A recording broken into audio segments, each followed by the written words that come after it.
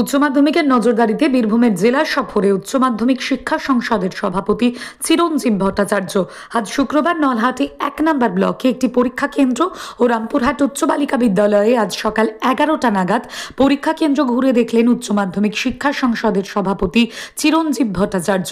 তিনি পরীক্ষা কেন্দ্রগুলির বিভিন্ন বিষয় খতিয়ে দেখেন। তিনি সাংবাদিকদের মুখোমুখি হয়ে জানান, সমস্ত পরীক্ষা কেন্দ্রে নির্বিঘ্নে পরীক্ষা হচ্ছে।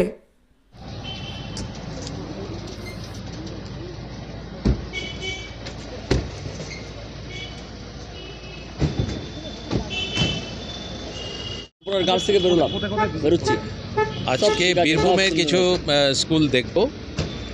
তো শুরুতে আমরা এখন আপাতত আমরা নলহাটি 1 ব্লকে একটা আমরা দেখলাম।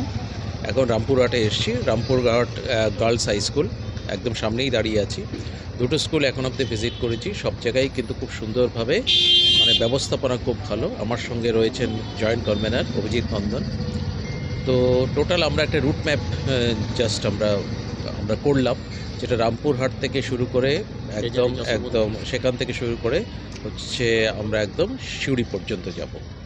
তো সেইখানে যে কটা স্কুল পারবো আমরা 1:15 মধ্যে ভিজিট করব।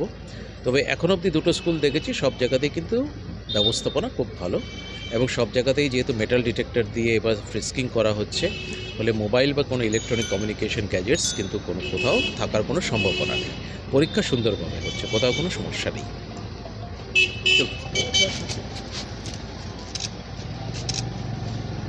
ওকে।